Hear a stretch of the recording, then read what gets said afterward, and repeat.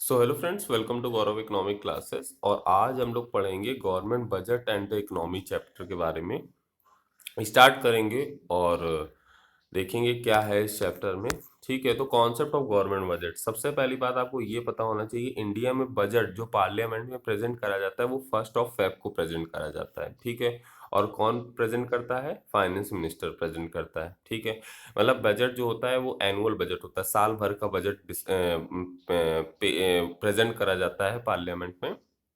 और finance minister हमारी present करती है एनुअल बजट पार्लियामेंट में। ठीक है, जब बजट गवर्नमेंट जब या फाइनेंस मिनिस्टर हमारी प्रेजेंट करती हैं तो उनके मेन दिमाग में ऑब्जेक्टिव क्या रहते हैं? 2 ऑब्जेक्टिव मेन रहते हैं। मतलब जब भी कोई गवर्नमेंट बजट देती है तो उसके दिमाग में क्या कहते हैं, ये चीजें रहती हैं कि the financial performance of the government over the past 1 year. मतलब कि बजट में सबसे पहली बात तो ये होती है कि फाइनेंशियल परफॉर्मेंस हमारी इन इकोनॉमी की कंडीशन कैसी रही है, फाइनेंशियली कैसा उसने परफॉर्म करा है, हमारे यहाँ इन्वेस्टमेंट ज़्यादा हुआ है, कम हुआ है, कैसी हमारे यहाँ ग्रोथ रही है पास्ट 1 ईयर, और नेक्स्ट ईयर क्या क्या हो कर सकते हैं हम, या क्या क्या हम क्या कहते हैं फाइनेंशियल परफॉर्मेंस में और अच्छा अचीव कर सकते हैं। मतलब मनी से रिलेटेड, और क्या कहते हैं कितना एम्प्लॉयमेंट, कितनी जीडीपी हमारी बढ़ेगी, ये सब चीज़ें हम नेक्स्ट ईयर कितना कर सकते हैं। ठीक है, तो मतलब पास्ट 1 ईयर में क्या हुआ है और आगे हम क्या करेंगे इकोनॉमी में, तो ये हमारे बजट में रहता है। मतलब बजट का मेन ऑब्जेक्टिव ही रहता है कि पास्ट 1 ईयर की परफॉर्मेंस और आगे आने वाले समय में क्या हम कर सकते हैं उसकी रिलेटेड चीजें। ठीक है, तो as regard as the financial performance of the government, it is more like a description of what happened during the past 1 year. मतलब कि वही बात है कि बजट में ये होता है मेनली कि पास्ट 1 ईयर में क्या हुआ है, जो गवर्नमेंट क्या कहते हैं प्रोग्राम पॉलिसीज लाई थी तो वो कैसी हुई, और आगे नेक्स्ट ईयर के लिए जो गवर्नमेंट प्रोग्राम एंड पॉलिसीज लाएगी वो उसका भी बजट में शो करती है कि हाँ ये हम नेक्स्ट ईयर करेंगे, ये इसको इतना एम्प्लॉयमेंट देंगे, इतना एम्प्लॉयमेंट, और जीडीपी फिजिकल डेफिसिट इतना कम करेंगे, ये सब सारी चीजें रहती हैं। ठीक है, अब दो देखिए the programme and policies of the government as presented in the budget. जो प्रोग्राम एंड पॉलिसीज रहती हैं गवर्नमेंट की उसको हम क्या बोलते हैं? बजटरी पॉलिसी बोलते हैं, और फिजिकल पॉलिसी भी बोलते हैं। ठीक है, फिजिकल पॉलिसी बजटरी पॉलिसी एक ही बात है, और फिजिकल पॉलिसी बजटरी पॉलिसी मतलब यही है कि गवर्नमेंट की जो प्रोग्राम एंड पॉलिसीज रहती हैं कि अगले आने वाले साल में हम ये सब करेंगे, और ये इतना जीडीपी हम बढ़ाने की कोशिश करेंगे, फार्मर की इनकम डबल करने की कोशिश करेंगे। तो ये सारी बजटरी पॉलिसी गवर्नमेंट जितना भी काम करती है वो सारी फिजिकल पॉलिसी ये बजटरी पॉलिसी के अंदर आता है। ठीक है ना, ये चीज है। अब देखिए, अब हम समझते हैं कि गवर्नमेंट जब बजट बनाती है तो गवर्नमेंट के बजट के 2 एस्पेक्ट होते हैं, एक होता है रेवेन्यू और एक होता है एक्सपेंडिचर। रेवेन्यू मतलब होता है पैसे का आना, और एक्सपेंडिचर मतलब होता है पैसे का खर्च होना। तो गवर्नमेंट जब बजट बनाती है तो वो दो दो चीजें देखती है कि कैसे पैसा आएगा और कैसे पैसा खर्च होगा। ठीक है ना, अब देखिए ऑन द रेवेन्यू साइड में हम वो चीजें लिखते हैं जो क्या कहते हैं हम गवर्नमेंट के पास आनी है, जो गवर्नमेंट के पास पैसा आना है, और एक्सपेंडिचर साइड हम वो चीजें लिखते हैं जिससे गवर्नमेंट के पास से पैसा जाना है। ठीक है, मेनली गवर्नमेंट का क्या कहते हैं कि मेन मोटिव रहता है कि ग्रोथ हो, साथ ही साथ स्टेबिलिटी रहे। स्टेबिलिटी मतलब फ्लक्चुएशन ना हो इकोनॉमी में। मतलब गवर्नमेंट सोचती है कि डायग्राम इंडिया का ऐसा बने, ऐसा मतलब कि सीधे, मतलब एक ग्रोथ भी हो रही और स्टेबल भी है, ना कि डायग्राम हमारा इकोनॉमी का ऐसा बने, फ्लक्चुएशन ना हो ज्यादा, ऐसे ऐसे ना हो। ठीक है ना, तो ग्रोथ विद स्टेबिलिटी गवर्नमेंट का मेन मोटिव रहता है, और इसी कारण गवर्नमेंट बजट में वेरियस पॉलिसीज को अनाउंस करती रहती है। उसी को हम लोग अभी समझेंगे। ठीक है, बजट जो होता है हमारा 1 ईयर का प्रेजेंट करा जाता है। ठीक है, तो गवर्नमेंट बजट इसमें लिखा भी है, government budget is a statement of expected receipts. मतलब गवर्नमेंट बजट क्या है? गवर्नमेंट बजट एक ऐसा स्टेटमेंट है जिसमें गवर्नमेंट की एक्सपेक्टेड रिसिप्ट्स, मतलब कि कितना पैसा आना है और कितना पैसा खर्च होना है एक साल के अंदर, दैट रिवील्स बजटरी पॉलिसी। उसमें बताया जाता है कि गवर्नमेंट बताती है कि एक साल के अंदर कितना पैसा आएगा, कितना पैसा आ सकता है हमारे पास, और कितना पैसा हम खर्च करेंगे और किस लिए खर्च करेंगे, ताकि हमारी इकोनॉमी की क्या रहे, ट्विन ऑब्जेक्टिव रहे, ग्रोथ हो, ग्रोथ भी हमारी इकोनॉमी की होती रहे, ग्रोथ भी हमारी कंट्री की होती रहे, साथ ही साथ स्टेबिलिटी भी रहे, मतलब ज्यादा फ्लक्चुएशन ना रहे, स्टेबल कंडीशन रहे। ठीक है, ऑब्जेक्टिव ऑफ गवर्नमेंट बजट बहुत ही ज्यादा इंपॉर्टेंट है एग्जाम पॉइंट ऑफ व्यू से। ऑब्जेक्टिव ऑफ गवर्नमेंट बजट हम लोग एक एक चीजें देखेंगे। सबसे पहली बात जीडीपी ग्रोथ। देखिए, जीडीपी की तो वैसे बहुत डेफिनेशंस होती हैं। जीडीपी का मतलब होता है ग्रॉस डोमेस्टिक प्रोडक्ट। जीडीपी की बहुत सारी डेफिनेशन है कि value of final goods and services produced in economy during an accounting year, ये सब चीज़ें, ठीक है। तो मैं आपको एक सिंपल सा मतलब बता देता हूँ कि अगर किसी भी कंट्री में गुड्स ज़्यादा बन रहे हैं, फाइनल गुड्स, अब फाइनल गुड्स क्या होते हैं, आप लोग इतना तो पढ़ ही चुके होंगे, इतना तो जान ही चुके होंगे कि फाइनल गुड्स क्या होते हैं। अभी भाई गवर्नमेंट बजट चैप्टर में तो फाइनल गुड्स के बारे में तो जानते हो। फाइनल गुड्स मतलब होता है वो गुड जिसमें अब कोई भी प्रोसेसिंग नहीं होनी, ना ही कोई भी वैल्यू एडिशन होना है, ठीक है। तो अगर जितने ज्यादा हमारी कंट्री में फाइनल गुड्स बनेंगे, जितने ज्यादा हमारे यहाँ गुड्स बनेंगे, उतनी ज्यादा हमारी जीडीपी बढ़ेगी। क्यों? क्योंकि जीडीपी मेन रिलेटेड होती है value of all final goods and services. अब एक बात बताइए, जितने ज्यादा हमारी कंट्री में सामान बनेंगे, उतनी ज्यादा उनकी वैल्यू होगी। मतलब भाई पहले एक चीज बन रही थी, फिर 10 चीजें बनी, तो 10 चीज़ों को अगर हम टोटल करेंगे तो उनकी ज़्यादा वैल्यू निकलेगी ना, कंपेयर टू एक कमोडिटी की वैल्यू के। तो 10 चीज़ें बनी, और 10 चीज़ें बनी तो हमारा क्या कहते हैं, जीडीपी भी उस तरीके से ज़्यादा होगा। तो मेनली ये देखा जाता है कि अगर आउटपुट हमारी कंट्री में ज़्यादा बन रहा है, आउटपुट मतलब सामान ज़्यादा बन रहा है, तो जीडीपी भी ज़्यादा होती है, ठीक है। तो और जीडीपी ग्रोथ मतलब जीडीपी ग्रोथ कैसे हो सकती है, ये समझिएगा। मतलब कि आउटपुट की ग्रोथ कैसे हो सकती है, आउटपुट या सर्विसेज की ग्रोथ कैसे हो सकती है, ये हम देखेंगे। जब गवर्नमेंट बजट बनाती है तो मेन उसका ऑब्जेक्टिव रहता है कि कंट्री में जीडीपी ग्रोथ हो, मतलब कि कंट्री में आउटपुट ज़्यादा से ज़्यादा बने। आउटपुट ज़्यादा से ज़्यादा बनेंगे तो क्या होगा, लोगों को एम्प्लॉयमेंट ज़्यादा से ज़्यादा मिलेगा, लोगों का वेलफेयर ज़्यादा से ज़्यादा होगा। तो जब भी गवर्नमेंट बजट बनाती है तो उसका मेन मोटिव रहता है कि कंट्री में प्रोडक्शन ज़्यादा हो, इन्वेस्टमेंट ज़्यादा हो। तो GDP growth is the central objective of the government budgetary policy. अब देखिए, जीडीपी ग्रोथ दो तरीके से अचीव करी जा सकती है। या तो गवर्नमेंट खुद इन्वेस्टमेंट करे, भाई खुद गवर्नमेंट कंपनी लगाए, खुद क्या कहते हैं गवर्नमेंट प्रोडक्शन कराए, भाई खुद अपनी कंपनी सेटअप करे, उसमें प्रोडक्शन कराए। और या तो प्राइवेट इन्वेस्टमेंट को इंड्यूस करे, प्रोत्साहन दे, इंड्यूस करे कि हाँ प्राइवेट इन्वेस्टर्स आप आके करिए, आप आके क्या कहते हैं यहाँ प्रोडक्शन करिए, मेक इन इंडिया करिए। जैसे मेक इन इंडिया है, आत्मनिर्भर भारत है, यहाँ के प्रोडक्शन करिए, हम आपको थोड़ा छूट देंगे, टैक्स में छूट देंगे, टैक्स रिबेट देंगे, सब्सिडीज देंगे। देखिए, प्राइवेट जो इन्वेस्टर होता है वो तो चाहता है कि मेरा प्रॉफिट हो, तो वो वहीं प्रोडक्शन करेगा जहां उसका प्रॉफिट होगा। तो इसीलिए गवर्नमेंट उनको इंड्यूस करने के लिए क्या देती है, टैक्स में थोड़ी छूट देती, टैक्स रिबेट देती कि ठीक है आपका 1 लाख का टैक्स बन रहा है, आप 50,000 दे दीजिए, आप 80,000 दे दीजिए। और सब्सिडीज देती है, फाइनेंशियल हेल्प देती है कि अगर ये प्राइवेट इन्वेस्टर्स यहाँ के काम करेंगे, बाहर का कोई भी कंपनी बंदा कंपनी यहाँ लगाएगा, तो अगर हम उसको थोड़ी सब्सिडीज या टैक्स रिबेट देंगे तो यहाँ के लोगों को काफ़ी हेल्प मिलेगी। क्यों? क्योंकि प्राइवेट इन्वेस्टर को टैक्स रिबेट मिला, सब्सिडीज मिला, तो यहाँ प्लांट अपना सेटअप करेगा। और दूसरी बात क्या होगा, दूसरी बात यहाँ के लोगों को एम्प्लॉयमेंट मिलेगा, गुड्स बनेंगे यहाँ, वेलफेयर होगा लोगों का, तो जीडीपी भी हमारी ग्रोथ होगी कि नहीं होगी। तो जीडीपी ग्रोथ दो तरीके से अचीव करी जा सकती है, या तो पब्लिक इन्वेस्टमेंट हो, गवर्नमेंट खुद इन्वेस्टमेंट करे, या तो प्राइवेट इन्वेस्टमेंट को इंड्यूस करें। और प्राइवेट इन्वेस्टमेंट को कैसे इंड्यूस कर सकते हैं, टैक्स में थोड़ी छूट देके, सब्सिडीज देके। एलोकेशन ऑफ रिसोर्सेज, आपको एक बात तो पता ही होगी, रिसोर्सेज क्या है, लिमिटेड है, रिसोर्सेज लिमिटेड है। और रिसोर्सेज लिमिटेड है और रिसोर्सेज का यूज भी करना है कई सारे यूजेस में। भाई रिसोर्सेज क्या है, लिमिटेड। हमारी कंट्री में रिसोर्सेज मान लीजिए इतने हैं, और इनको यूज भी करना है डिफरेंट यूजेस में, ठीक है। या तो क्या कहते हैं प्रॉफिट मेकिंग में कर दें, या तो पब्लिक वेलफेयर में कर दें, ठीक है। तो गवर्नमेंट क्या करती है, गवर्नमेंट रिसोर्सेज, जो कंट्री में रिसोर्सेज हैं, जो कंट्री के लिमिटेड रिसोर्सेज हैं, उनको ऐसे यूज करती है ताकि उससे प्रॉफिट भी हो सके और पब्लिक वेलफेयर भी हो सके। जैसे देखिए, लिखा है कि private entrepreneur will always desire to allocate resource to those areas of education production where profit are high. Private बंदा वहीं रिसोर्सेज लगाएगा जहां उसको प्रॉफिट ज्यादा हो। However it is possible that such area of production are like production of alcohol. देखिए, private जैसे मैं हूँ, आप हैं, आप अगर आपके पास रिसोर्सेज हैं, आपके पास कोई ज़मीन है या आपके पास कुछ भी है, तो आप उस ज़मीन का कैसे यूज़ करोगे कि ताकि आपको फर्दर प्रॉफिट हो। जैसे आप क्या कहते हैं, कोई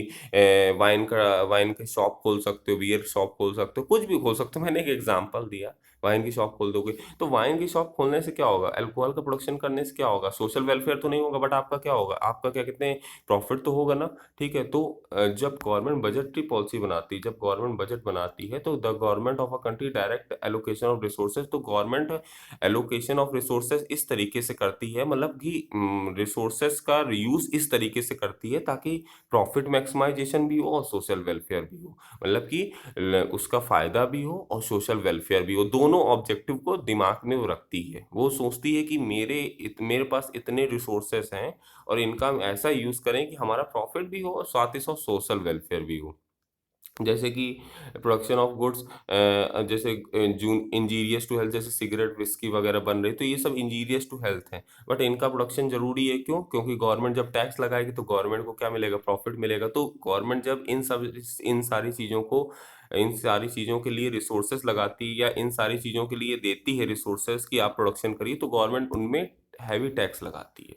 ठीक है। और दूसरी बात, अगर कोई खादी ग्रामोदय स्टोर टाइप का खोल रहा है, खादी के कपड़े का स्टोर खोल रहा है, तो गवर्नमेंट उसमें सब्सिडीज देगी कि ये सोशली यूजफुल गुड्स हैं, वेलफेयर होगा। क्योंकि खादी हमारे यहाँ बहुत ही पहले कल्चर में हमारे चलता था, हैंडीक्राफ्ट सेक्टर में, जब हमारे यहाँ ब्रिटिशर्स आए थे। अब वो खत्म हो चुका है बिल्कुल, तो गवर्नमेंट उसको प्रमोट करने के लिए क्या देगी? सब्सिडीज देगी। ठीक है ना? तो government main allocation of resources इस तरीके से करती है ताकि उसका प्रॉफिट भी हो जाए और सोशल वेलफेयर भी हो। नेक्स्ट हम लोग देखेंगे provision of public goods. Provision of public goods मतलब है पब्लिक गुड्स का इंतजाम करना। पब्लिक गुड्स क्या होते हैं? पब्लिक गुड्स वो हैं जो फ्री ऑफ कॉस्ट अवेलेबल हैं, जिसके लिए कोई नॉन राइवल है, नॉन एक्सक्लूडेबल है। पब्लिक स्ट्रीट लाइट है, रोड है, पुलिस है, ये सब क्या है? पब्लिक गुड्स है ना। इनके लिए क्या कहते हैं, ये थोड़ी ना है कि क्या कहते हैं कोई कंपटीशन अवेलेबल है या हमें प्राइस देना पड़ता है, कोई नहीं देना पड़ता भाई। स्ट्रीट लाइट अवेलेबल है, रोड में चल रहे हैं, इसके लिए कोई प्राइस, पुलिस हमारे लिए सर्विस में है, कोई प्राइस देना थोड़ी ना पड़ रहा है। तो पब्लिक गुड्स वो हैं जो फ्री ऑफ कॉस्ट अवेलेबल हैं। ठीक है ना? समझिएगा बात। अब जब गवर्नमेंट बजट बनाती है तो पब्लिक गुड्स का भी मैं इंतजाम करती है कि जनता को कुछ ऐसे सामान दिए जाएं जो उसके लिए फ्री ऑफ कॉस्ट अवेलेबल हो, जैसे स्ट्रीट लाइट दे दी, रोड दे दी, और बहुत सारी चीज़ें हैं, लॉ एंड ऑर्डर, ये सब चीज़ें, पुलिस वुलिस की सर्विसेज, तो ये सब फ्री ऑफ कॉस्ट अवेलेबल है भाई। पुलिस ये तो नहीं ना घर में आके पैसे दो तभी हम आएंगे तुम्हारे घर में, ऐसा तो बोलती नहीं। तो वही बात लिखी है कि supply and demand force in a market economy do not allow enough production of public goods. अगर हम देखिए सप्लाई और डिमांड के हिसाब से जाएंगे, मतलब कि डिमांड और सप्लाई के हिसाब से जाएंगे, तो हम उतना प्रोडक्शन ऑफ पब्लिक गुड्स नहीं कर सकते। मतलब कि जो जनता के लिए जरूरी हैं चीज़ें, उनका हम प्रोडक्शन नहीं कर सकते अगर हम सप्लाई और डिमांड के हिसाब से जाएंगे। मतलब कि भाई इन चीज़ों की डिमांड ज़्यादा है और सप्लाई कम है, तो अगर हम क्या कहते हैं सप्लाई डिमांड के हिसाब से देखेंगे तो कभी भी हम पब्लिक गुड्स जनता को नहीं प्रोवाइड कर सकते हैं। तो दीज आर दोज गुड्स, क्योंकि पब्लिक गुड्स ऐसे गुड्स होते हैं जो कलेक्टिव नीड सेटिस्फाई करते हैं, कई सारे लोगों की नीड सेटिस्फाई करते हैं, जनता की नीड को सेटिस्फाई करते हैं, क्योंकि ये फ्री ऑफ कॉस्ट होते हैं, गवर्नमेंट इनको देती है। जैसे लॉ एंड ऑर्डर हो गया, ये जन सबकी नीड्स, कोई मेरी नीड नहीं, पुलिस वाले हमारी सेफ्टी नहीं कर रहे हैं, सबकी, जितने भी लोग हैं इंडिया में उनकी सेफ्टी कर रहे हैं। तो defence of the country are important example of public goods. तो गवर्नमेंट जब बजट बनाती है तो पब्लिक गुड्स का भी इंतजाम करती है कि कैसे पैसे को एलोकेट करती है कि कितना पैसा हमें जो जनता की जो बेसिक थिंग्स हैं उनको प्रोवाइड करने में लगाना चाहिए। जैसे लॉ एंड ऑर्डर हो गया, रोड हो गई, स्ट्रीट लाइट्स हो गई। तो गवर्नमेंट जब बजट बनाती है तो उसके दिमाग में ये भी रहता है कि हाँ, इस साल हमें क्या कहते हैं लॉ एंड ऑर्डर में इतना खर्च करना है, स्ट्रीट लाइट पे इतना खर्च करना है, ये सब इतना, जो गवर्नमेंट जो मतलब लोगों जनता के लिए इंपॉर्टेंट चीजें हैं उसमें इतना खर्चा करना है, फंड्स का एलोकेशन करती है, ये समझिए आप। Redistribution of income and wealth. Redistribution of income and wealth मतलब कि एक होता है distribution of income and wealth, एक होता है रीडिस्ट्रीब्यूशन। रीडिस्ट्रीब्यूशन मतलब फिर से डिस्ट्रीब्यूट करना। इसमें मेनली हम लोग ये समझेंगे कि budget of the government shows the comprehensive exercise on taxation and subsidies. देखिए, सबसे पहली बात, गवर्नमेंट के दो हथियार होते हैं, एक होता है टैक्स, एक होता है सब्सिडीज। गवर्नमेंट क्या करती है, गवर्नमेंट की ये तो फिस्कल इंस्ट्रूमेंट है, टैक्स और सब्सिडीज। तो गवर्नमेंट क्या करती है, डिस्ट्रीब्यूशन ऑफ इनकम को इक्वल करने के लिए। हमारे इंडिया में बहुत ही ज़्यादा इनइक्वलिटी है इनकम और वेल्थ को लेके। मतलब कि हमारे इंडिया में इनकम को लेके बहुत ही ज़्यादा इनइक्वलिटी, किसी की इनकम बहुत ज़्यादा है, किसी की इनकम बहुत कम है। तो गवर्नमेंट क्या करती है, गवर्नमेंट सोचती है कि इक्वलिटी रहे इनकम में। मतलब कि जो जैसा क्या कहते हैं उसके ऊपर क्या कहते हैं कि जो जैसा काम कर रहा है उसको वैसा पैसा मिले। ठीक है। तो गवर्नमेंट इसी ऑब्जेक्टिव को अचीव करने के लिए कि इनकम की इक्वालिटी रहे, तो इसलिए क्या करती है कि अमीरों पे ज़्यादा टैक्स लगाती है और गरीबों को सब्सिडीज देती है, ताकि थोड़ी इनकम इन इक्वालिटी मेंटेन रहे। लिखा है ना, equitable distribution of income and wealth is a sign of social justice.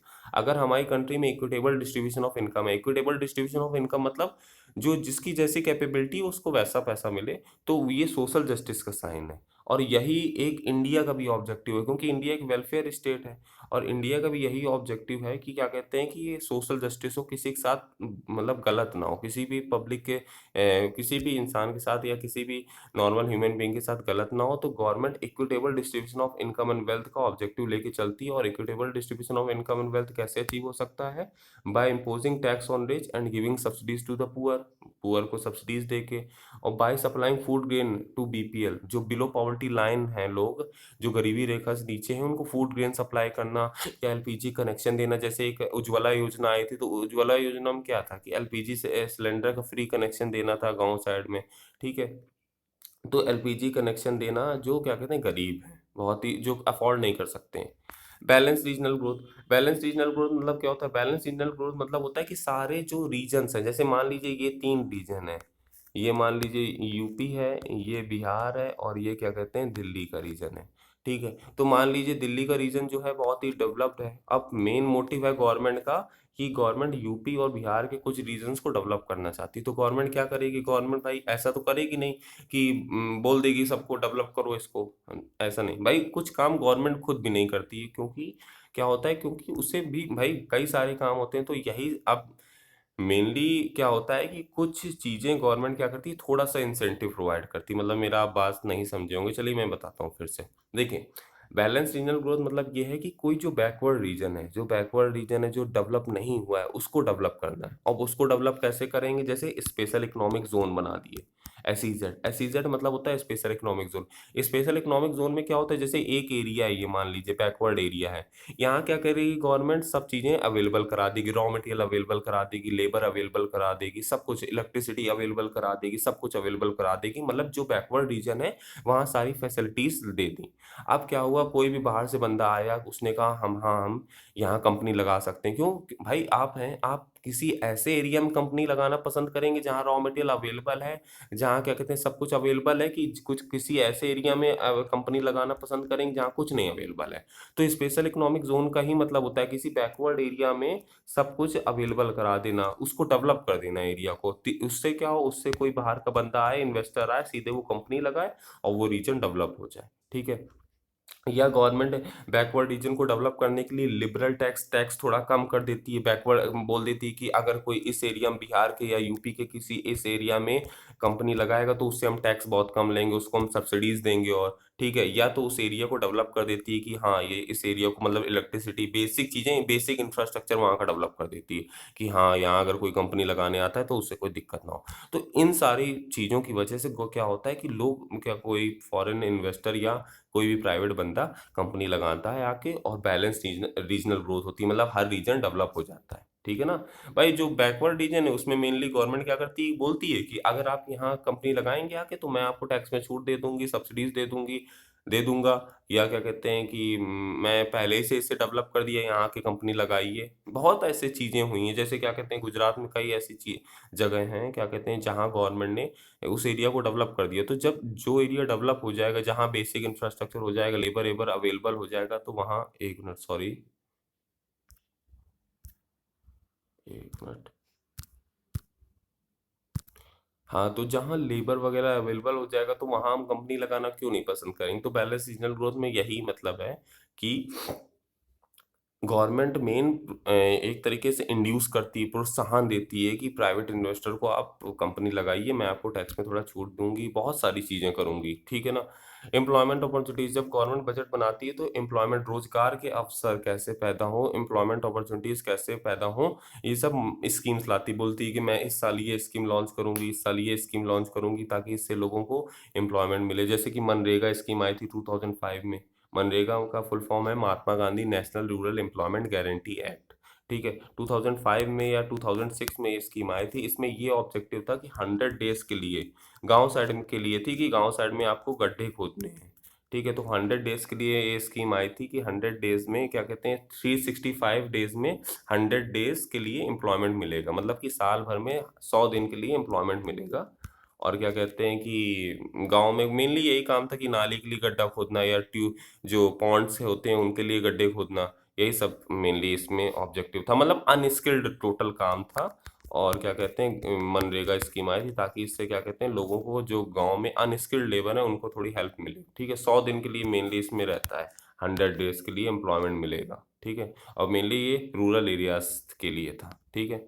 अब इकोनॉमिक स्टेबिलिटी, मैंने बताया आपको इकोनॉमिक स्टेबिलिटी। देखिए, आज के टाइम क्या होता है, आज के टाइम अगर आप देखें तो मेनली क्या होता है कि मार्केट फोर्सेस बहुत ज़्यादा रोल प्ले करती हैं। जैसे कि मान लीजिए मैं आपको एक डायग्राम बनाता हूँ, ये है।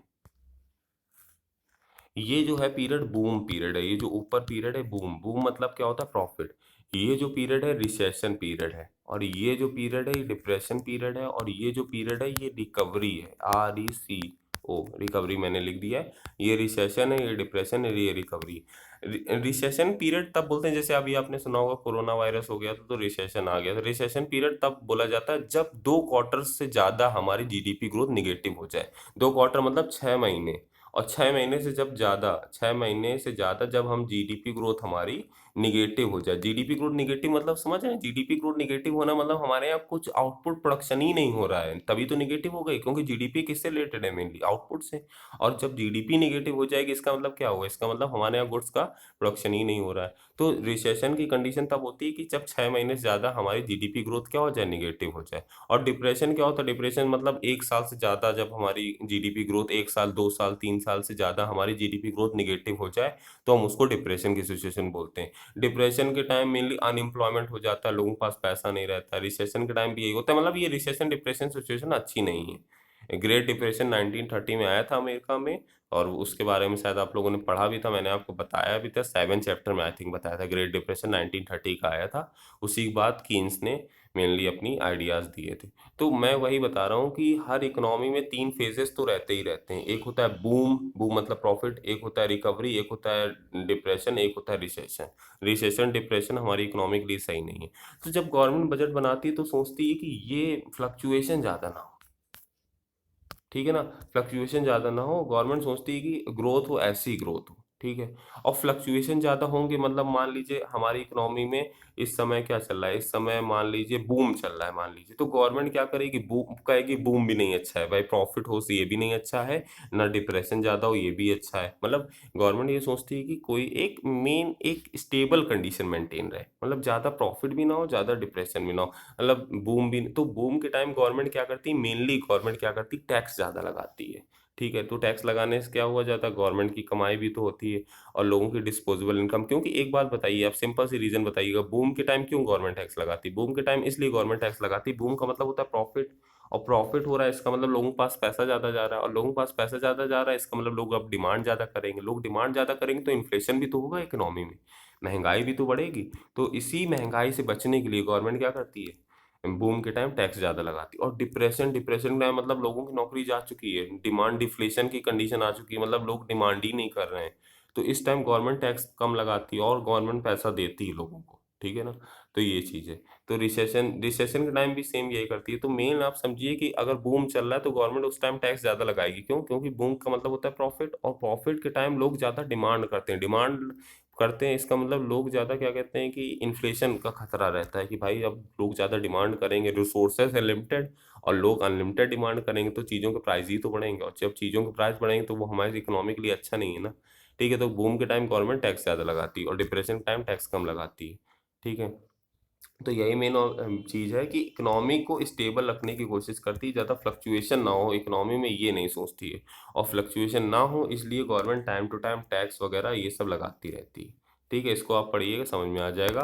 तो मेनली गवर्नमेंट का जो बजट होता है इन सारी चीज़ों से रिलेटेड रहता है, और गवर्नमेंट जब बजट बनाती है तो ये सोचती है कि जीडीपी ग्रोथ हो, इन्फ्लेशन और डिफ्लेशन ना रहे इकोनॉमी में, एलिमिनेट रहे, और इनइक्वालिटी रिड्यूस हो। तो ये सारी चीज़ें गवर्नमेंट जब बजट बनाती है तो दिमाग में रखती है। ये सारे ऑब्जेक्टिव बहुत इंपॉर्टेंट है, कभी कभी स्पेसिफिक भी पूछ लेते हैं कि जीडीपी, पहला ऑब्जेक्टिव था जीडीपी ग्रोथ, दूसरा एलोकेशन ऑफ रिसोर्सेस, तीसरा है हमारा प्रोविजन ऑफ पब्लिक गुड्स, चौथा है हमारा क्या कहते हैं कि redistribution of income wealth, fifth है हमारा बैलेंस रीजनल ग्रोथ, सिक्स्थ है हमारा एम्प्लॉयमेंट अपॉर्चुनिटीज, और सेवन्थ है इकोनॉमिक स्टेबिलिटी। ठीक है, तो इसको आप ध्यान से पढ़िएगा। Thank you very much, keep watching और इकोनॉमिक क्लासेस।